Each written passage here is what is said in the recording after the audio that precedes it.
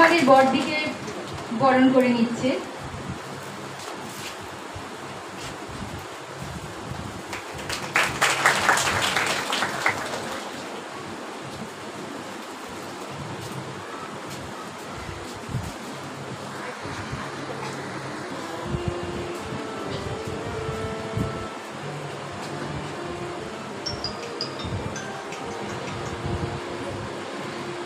আদর্শ তব শঙ্কর সীতা, ভুলিও না তুমি, ভুলিও না।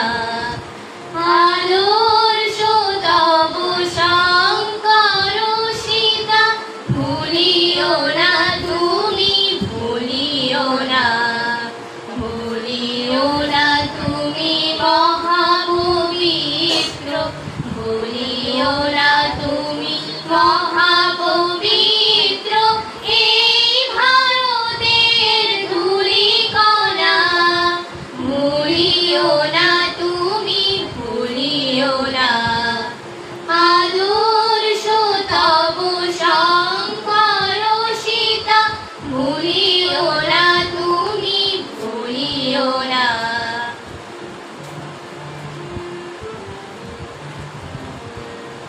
ভারত সন্তান দেবতা তোমার, খুঁজিতে ঈশ্বর কোথা যাবে আর। ভারত সন্তান দেবতা তোমার, খুঁজিতে ঈশ্বর কোথা যাবে আর। মহা উপচারে ত্যাগ সেবায়, মহা উপচারে ত্যাগ সেবায়, করো করো দান আরাধনা। ভুলিও না তুমি, ভুলিও না।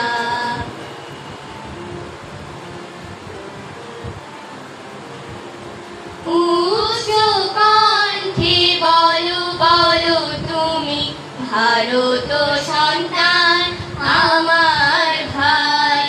মূর্খ কাঙাল দ্বিজ চণ্ডাল দেবতা আমার এরা সবাই। উচ্চ কণ্ঠে বলো বলো তুমি, ভারত সন্তান আমার ভাই। মূর্খ কাঙাল দ্বিজ চণ্ডাল দেবতা আমার এরা সবাই। প্রাণপণে তুমি বলো দিনরাত, ও মা জগদম্বা ও গয়ুমানাথ। প্রাণপণে তুমি বলো দিনরাত, ও মা জগদম্বা ও গয়ুমানাথ। মানুষ করিয়া দাও গো আমায়, আর কিছু আমি চাহিব না। আদর্শ তব শঙ্কর সীতা, ভুলিও না তুমি, ভুলিও না। ভুলিও না তুমি মহাপবিত্র, ভুলিও না তুমি মহাপবিত্র এই ভারতের ধূলিকণা। ভুলিও না তুমি, ভুলিও না। ভুলিও না তুমি, ভুলিও না। ভুলিও না তুমি, ভুলিও না। আজ এই তাম্রলিপ্ত বালিকা বিদ্যাপীঠের এই সভাগৃহে আমরা জড়ো হয়েছি এক মহতী এক উন্মাদনা, এক প্রয়াস নিয়ে।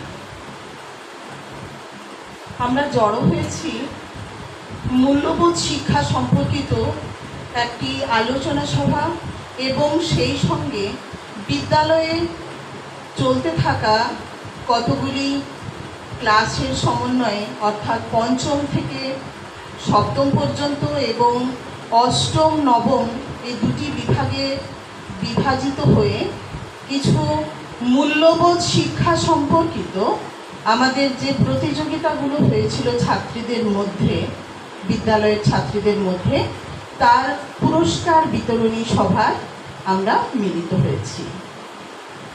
এই যে সভা আয়োজন করেছে রামকৃষ্ণ মিশন সেবাশ্রম তমলুক শাখা থেকে, তাদেরই নির্দেশক্রমে, তত্ত্বাবধানে এবং সহায়তায় আমরা কয়েকদিন ধরে বিদ্যালয়ে যে প্রতিযোগিতাগুলো করেছিলাম এবং আজকে তার সেই সমাপ্তি অনুষ্ঠান। তো বক্তব্য রাখতে সেরকম কিছু নয়, এই সভায় কিছু বলতে আসার আগেই আমি প্রতিকৃতিতে রাখা স্বামী বিবেকানন্দের মূর্তিতে আমি প্রণাম জানাই।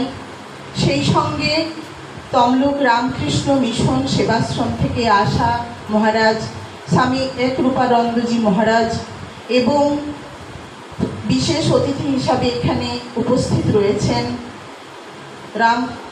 মহিষাদল গার্লস কলেজের অধ্যাপক, অবসরপ্রাপ্ত অধ্যক্ষ মহাশয় ডক্টর নারায়ণচন্দ্র মাইতি মহাশয়। এনাদেরকে আমার শ্রদ্ধা জানিয়ে আমি দু এক কথা বলি। সামনে বসে রয়েছে আমার প্রিয় শিক্ষিকাবৃন্দ এবং সেই সঙ্গে আমার অত্যন্ত আদরের স্নেহের ছাত্রীবৃন্দ। সকলকে জানাই আমার আন্তরিক ভালোবাসা। মূল্যবোধ শিক্ষা, সত্যি এই যে শিক্ষা, আমরা বিদ্যালয় অঙ্গনে কিন্তু এই শিক্ষা সিলেবাসের মধ্যে পাঠ করি না, কিন্তু আমরা ছোট্ট থেকে এই শিক্ষা অর্জন করতে থাকি। আমাদের অভিভাবক, আমাদের পারিপার্শ্বিক বন্ধু, সেই সঙ্গে আমরা হলাম তোমাদের শিক্ষিকা, অর্থাৎ একরকম সামাজিক অভিভাবক। মূল্যবোধ শিক্ষা যদি আমাদের শিক্ষার সঙ্গে জড়িত না হয়, তাহলে আমাদের সমগ্র শিক্ষাই যেন এক পেশে হয়ে যায়। এই বোধ, মূল্যবোধ, বোধ কি জিনিস আমরা শুরুতেই একটু আলোচনা করি। বোধ কি জিনিস? বোধ আমরা অনেক সময় বলে থাকি ছাত্রীদের, অনেক ফাস্ট হয়, অনেক ভালো পড়াশোনা করে, তা সত্ত্বেও এক একটা কাজ এমন করে ফেলে, বলি ওর না বোধ নেই। সেই বোধটা কি জিনিস? এখানেও আমি দাঁড়িয়েও কিছু উপলব্ধি করছি যে কেউ এমন আচরণ করছে বসে, এখন মনে হচ্ছে কি হ্যাঁ ওর নিশ্চয়ই বোধ নেই। তাহলে বোধটা কি জিনিস, কি প্রয়োজন? আমরা তো সবাই বাংলা, অঙ্ক, ইংরেজি, ইতিহাস, ভূগোল পড়ি। বোধটা কি জিনিস? সেই মূল্যবোধ। বোধ হলো আমাদের জীবনের শিক্ষা, যা আমাদের চলতে, আমাদের যে কোনো কাজ করতে, কোনটা কাজ ভালো, কোন কাজটা মন্দ, কোন কাজটা আমরা কিভাবে করব, আচার আচরণ কিভাবে করব, সেটাই হলো আমাদের বোধ। সেই বোধ অর্জন করতে হয়, শিখতে হয়। নিজের মধ্যে কিছু থাকে, কিন্তু তাকে নাড়াচাড়া করে শিখতে হয়। এবং যে শিক্ষা দেওয়ার জন্য আমরা অভিভাবকরা, তোমাদের পিতামাতা তোমাদের অভিভাবক, তোমাদের যারা বাড়িতে গুরুজন রয়েছে তারা তোমাদের অভিভাবক, সেই সঙ্গে আমরাও যারা সমাজে রয়েছি, বিভিন্ন কোণ থেকে তোমাদেরকে শিক্ষিত করার প্রয়াস নিয়ে আমরা হলাম সেই শিক্ষক, আমরাও হলাম তোমাদের অভিভাবক। আমরাও কিন্তু তোমাদের সেগুলো শেখাই সব সময়ের জন্য। তোমরা বিদ্যালয়ে ঢোকা থেকে বেরোনো পর্যন্ত সব সময় বলে থাকি এটা কর, ওটা কর, সেটা কর। সেটা কিন্তু বাংলা, অঙ্ক, ইংরেজি, ইতিহাস, ভূগোলের বাইরে। সেই শিক্ষার অত্যন্ত প্রয়োজন। সেই শিক্ষা দেওয়ার জন্য সামাজিকভাবে দায়বদ্ধ সমাজের কিছু প্রতিষ্ঠান, তার মধ্যে এগিয়ে এসেছে রামকৃষ্ণ মিশন সেবাশ্রম, তারা শুধু আমাদের বিদ্যালয় নয়, সমগ্র বিদ্যালয় বিভিন্ন রাজ্যের বিভিন্ন প্রান্তে রয়েছে, সমস্ত বিদ্যালয়ে ওনারা গিয়ে গিয়ে এই ভবিষ্যতের যে প্রজন্ম রয়েছে, যারা ভবিষ্যতে সামাজিক নাগরিক হিসাবে গড়ে উঠতে চলেছে, তাদেরকে সামাজিকভাবে বোধ শিক্ষা, মূল্যবোধ শিক্ষা দান করার জন্য, দেওয়ার জন্য এক বিশাল প্রয়াস নিয়ে ওনারা এগিয়ে চলেছেন। আমরা শুধু সেই প্রয়াসের সঙ্গী মাত্র। ওনারা আমাদেরকে ভীষণভাবে উদ্বুদ্ধ করেছেন, তারপর আমরা এসে তোমাদের মধ্যে সেটা দান করছি। সেই সঙ্গে আমাদের মধ্যে যেগুলো আছে সেগুলো আমরা সর্বতোভাবে দেওয়ার চেষ্টা করছি। সেই মূল্যবোধ সর্বদা তোমাদের সঙ্গে থাকুক, এই আশা নিয়ে আমরা কিন্তু গত বছরেও করেছিলাম এই ধরনের এক অনুষ্ঠানের আয়োজন করেছিলাম এই রামকৃষ্ণ মিশন সেবাশ্রমের সহযোগিতায় এবং তত্ত্বাবধানে। আজও সেই করছি, যাতে তোমাদের মধ্যে, তোমরা ছোট্ট ছোট্ট শিশুরা আগামী দিনে ভবিষ্যতের নাগরিক হয়ে উঠবে, তোমাদের মধ্যে সেই বোধ শিক্ষা, সেই মূল্যবোধ যেন জাগ্রত হয়। সেই জাগানোর জন্য আমরা সদা জাগ্রত এবং আমরা সর্বদা কাজ করে চলেছি। আমাদের সেই কাজ তখনই সার্থক হবে তোমরা যদি এতটুকু সেই শিক্ষা গ্রহণ করে নিজেদের চলার পথকে মসৃণ করে তোলো। করছো, একদম করছো না বলবো না, কিন্তু তার মধ্যেও আমরা কিন্তু অনেকজনকে পাই এখনো কিন্তু সেই মূল্যবোধ শিক্ষার আঙিনায় এসে দাঁড়ায়নি। আমরা তাদেরকে প্রতিনিয়ত কখনো কান ধরে উঠবুস, কখনো মারধর করে চলেছি। হ্যাঁ, একসঙ্গে তো হবে না, চেষ্টা আমাদের চালিয়ে যেতে হবে। আমরা বড়রা, আমাদের চেষ্টা চালিয়ে যেতে হবে। তো আমরা চেষ্টা চালিয়ে যাচ্ছি এই কারণে যে তোমরা যাতে আগামী দিনে সুন্দর মানুষ হয়ে প্রতিটি ঘরে ঘরে যেন তোমাদের যারা ছোটরা থাকবে তাদেরকেও এই শিক্ষায় শিক্ষিত করে সুন্দরভাবে সমাজ গঠনে সাহায্য করো। এই আশা রেখে আবারও রামকৃষ্ণ মিশন বেলুড় মঠের সহযোগিতায়, রামকৃষ্ণ মিশন সেবাশ্রম তমলুকের সহযোগিতায় আমরা এই অনুষ্ঠানের একান্তভাবে সাফল্য কামনা করে আজকে আমার এই ছোট্ট বক্তব্য শেষ করছি। আয়োচ ধর্মস্য সর্বধর্ম স্বরূপিণী অবতার বরিষ্ঠায় রামকৃষ্ণায় তে নমো নমঃ। নমো শ্রী ভগবতে রামকৃষ্ণায় তে নমো নমঃ।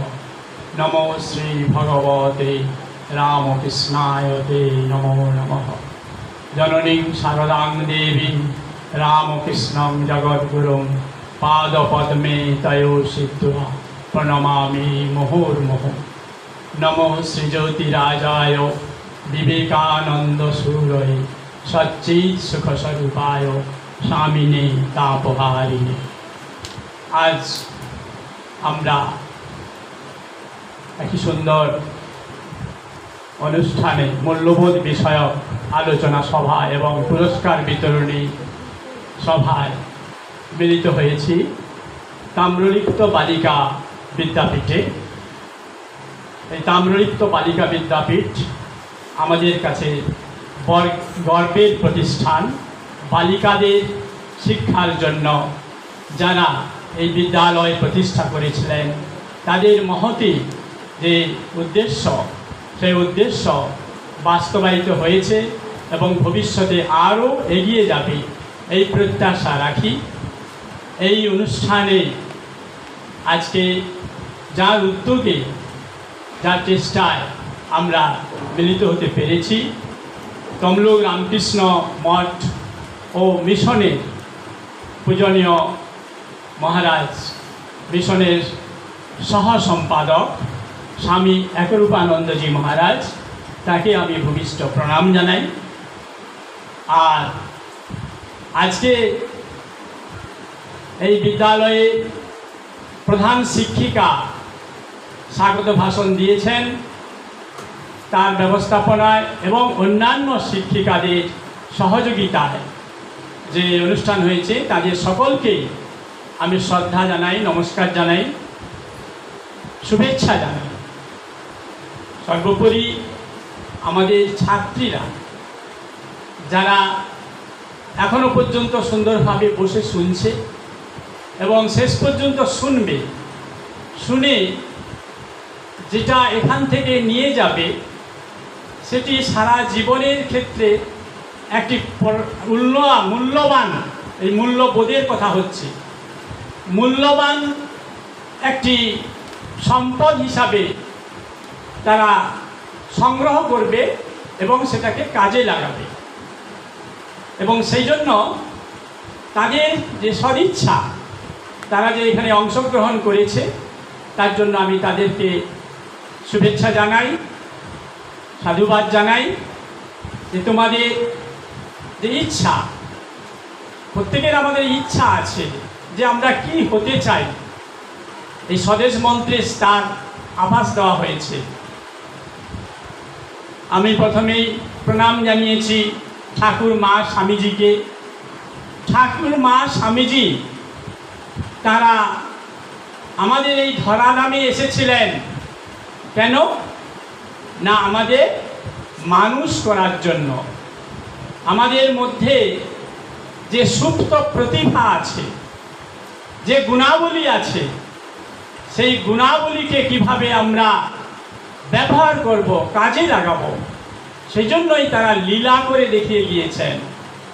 ঠাকুরের কথা বলি, ঠাকুর শ্রীরামকৃষ্ণদেব কামারপুকুরে আবির্ভূত হয়েছিলেন দরিদ্র ব্রাহ্মণ পরিবারে, আর মা এসেছিলেন জয়রামবাটিতে, সেটিও দরিদ্র ব্রাহ্মণ পরিবারে। আর স্বামীজি এসেছিলেন কলকাতা সিমলার দত্ত পরিবারে। পিতার নাম তোমরা জানো বিশ্বনাথ দত্ত, বিখ্যাত উকিল হাইকোর্টে, কলকাতা হাইকোর্টের নাম এখন প্রায় তোমরা খবরের কাগজে টিভিতে দেখছো যে হাইকোর্টে বিচার হচ্ছে, সুপ্রিম কোর্টে বিচার হচ্ছে। সেই কাদের বিচার হচ্ছে তোমরা টিভি দেখলেই দেখতে পাচ্ছ, সেগুলো আমি এখানে উল্লেখ করছি না। অনেক দামি দামি নামি নামি লোকদেরও বিচার হচ্ছে। কেন বিচার হচ্ছে? তারা যে কাজটি করেছে, যে কাজগুলো করছে, সেইগুলো ঠিক কি বেঠিক, যদি বেঠিক হয়, ভুল হয়, তাহলে শাস্তি হতে পারে, এমনকি কি বলো, ফাঁসি হতেও পারে। ফাঁসি চাই, ফাঁসি চাই তোমরা স্লোগান দিচ্ছ, বিচার চাই, বিচার চাই। তাহলে সেই রকম কাজের সঙ্গে যারা যুক্ত, তারা সেই পরিচালনা করেন, তারা হচ্ছে উকিল। উকিলের বক্তব্যের উপরে ওই জাজ, বিচারক সিদ্ধান্ত গ্রহণ করেন। আমাদের এই মুহূর্তে একটি মূল্যবান, একটি গুরুত্বপূর্ণ বিচার সুপ্রিম কোর্টে আছে। সেই সুপ্রিম কোর্টের রায়ের উপরে যারা দোষ করেছে তাদেরকে শাস্তি বিধানের ব্যবস্থা হবে, বা শিক্ষা নিয়ে যে সমস্ত ব্যবস্থা, যে সমস্ত যে অনিয়ম, সেগুলোরও মূল্যায়নের জন্য, বিচারের জন্য তারও বিচার চলছে। সুতরাং আমরা সমাজে যারা বাস করছি তারা সকলেই বিচারাধীন। আমরা কেউ কিন্তু খারাপ কাজ করলে রেহাই পাবো না, যেই হোক না কেন, আমার যাই পদমর্যাদা হোক না কেন।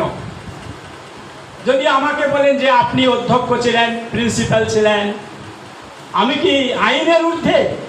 না, আইনের ঊর্ধ্বে আমরা কেউ নয়। যদি বলেন আমি কেউ একজন, তিনি উপাচার্য ছিলেন, কেউ মন্ত্রী ছিলেন, তিনি যদি অন্যায় করেন তাহলে তার বিচার হয়। সুতরাং এই রকম একটি কাজে যুক্ত ছিলেন বিশ্বনাথ দত্ত, আইনের কাজে। তিনি আইন বিশারদ, প্রচুর টাকার অধিকারী ছিলেন। আর তারই পুত্র ছিলেন স্বামী বিবেকানন্দ। মায়ের নাম ভুবনেশ্বরী দেবী। ভুবনেশ্বরী দেবীর নাম তোমরা সবাই শুনেছ, বাবার নামও শুনেছ। স্বামী বিবেকানন্দ সিমলায় দত্ত পরিবারে জন্মগ্রহণ করেছিলেন। পিতার নাম বিশ্বনাথ দত্ত আর মাতার নাম ভুবনেশ্বরী দেবী। তার বাল্যকালের কোন সালে জন্মগ্রহণ করেছিলেন? না 1863 সালে, খ্রিস্টাব্দে 12ই জানুয়ারি। কথাগুলো বলছি তোমাদের কাজে লাগবে।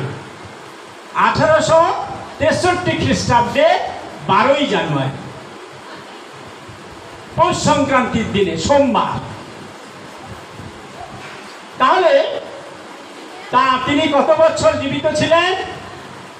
মাত্র 39 বছর 5 মাস 24 দিন। যে স্বামী বিবেকানন্দের ছবি এখানে তোমরা দেখতে পাচ্ছ, এই ছবি আমরা নিয়ে ঘুরেছি সারা পূর্ব মেদিনীপুর জেলায় স্বামীজির জন্ম শ্রাদ্ধ শতবর্ষে। বিভিন্ন স্কুলকে এই ছবি পুরস্কার হিসাবে, উপহার হিসাবে দেওয়া হয়েছে। সৌভাগ্যক্রমে আমি সেই বিবেক রথের সঙ্গে আমার যাওয়ার সুযোগ হয়েছিল। স্বামী হরিমায়ানন্দজি সেই যাত্রা পরিচালনা করেছিলেন। সেই যাত্রায় পরিক্রমা করে আমার বাড়িতেও এরকম একটি ছবি আছে।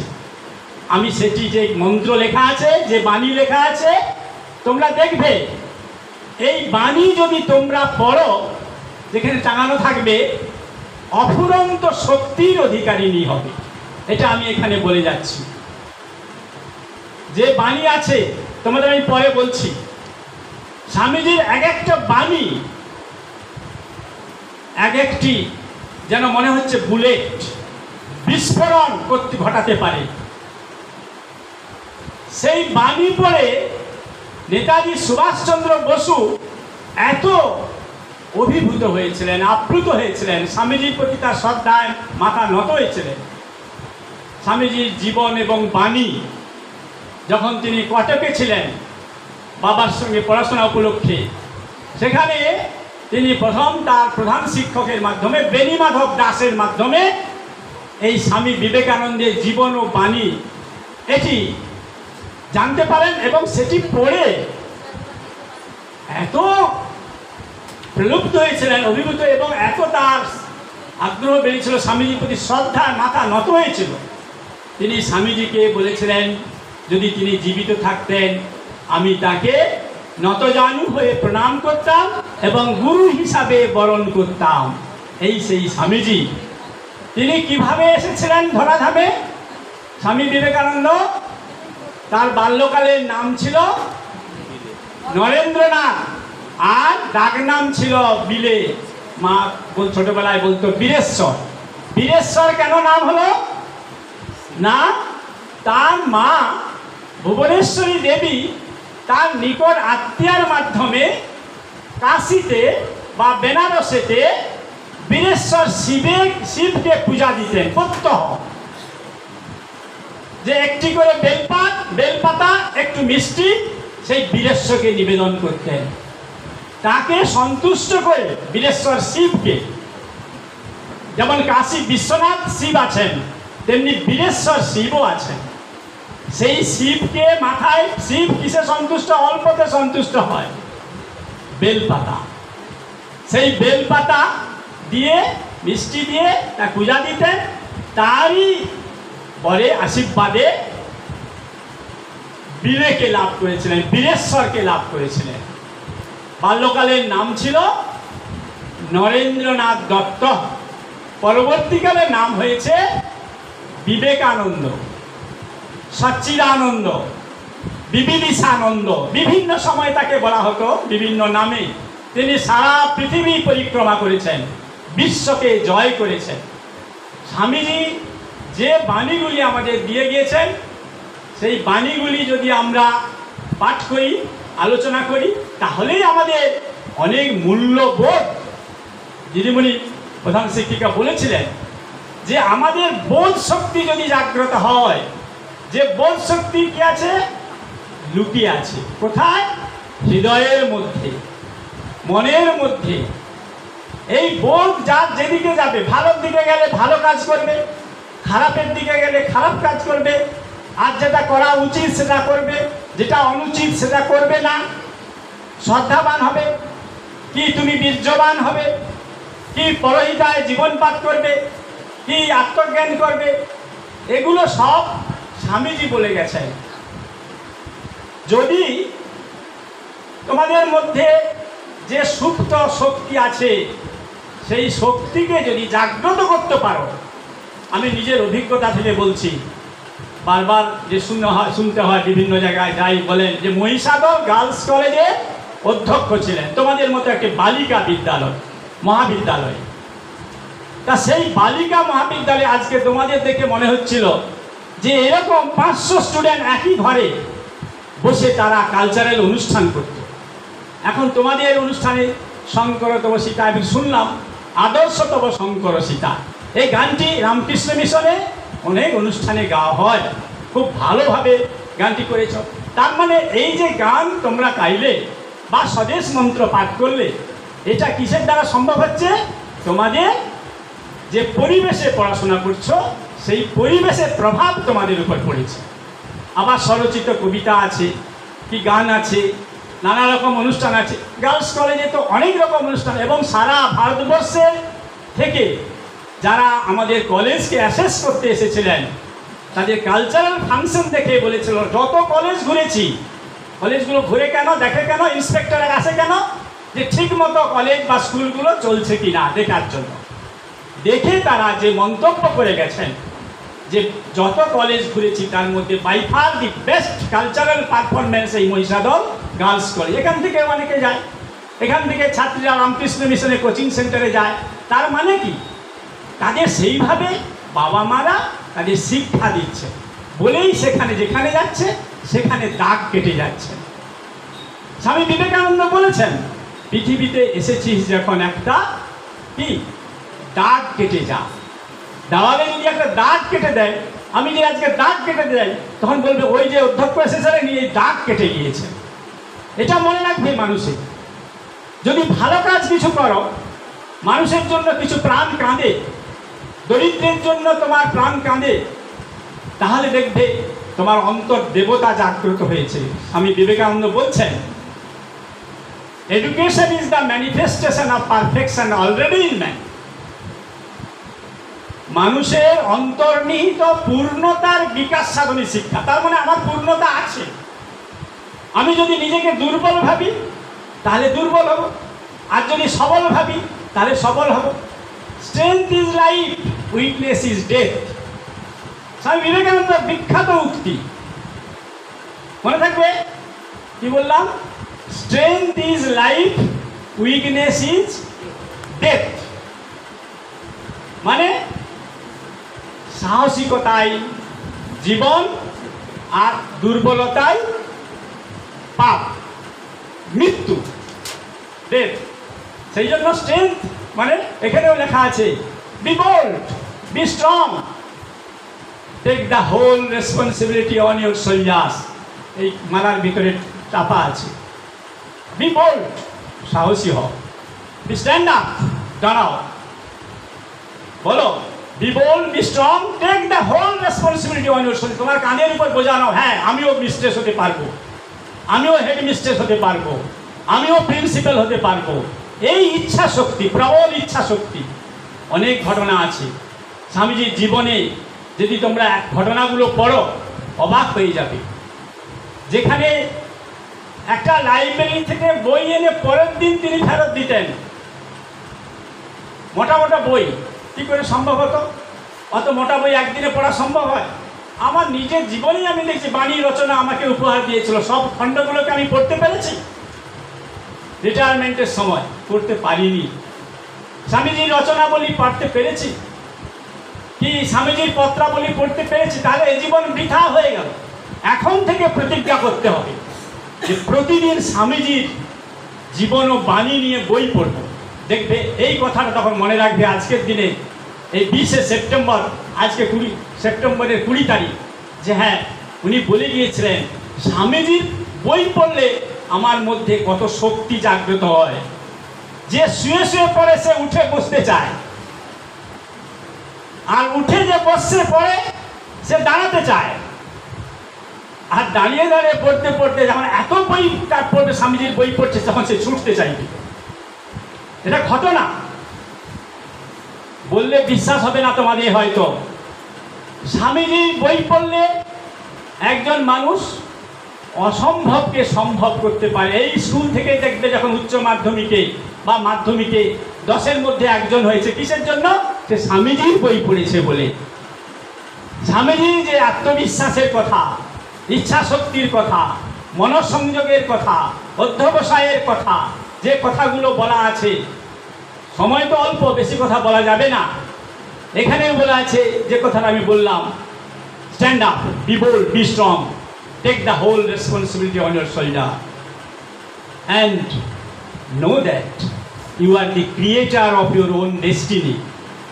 তার মানে জানো, তুমি নিজের ভাগ্য নিজে তৈরি করতে পারবে, কেউ করে দিবে না। আমাকে আমার ভাগ্য কেউ করে দেয়নি। তবে মনে রাখতে হবে, এর পেছনে যাদের অবদান তাদেরকে শ্রদ্ধা করতে হবে, প্রণাম জানাতে হবে। প্রত্যহ সকালবেলা প্রথমে যেটা করতে হয়, ভোরবেলা উঠতে হয়।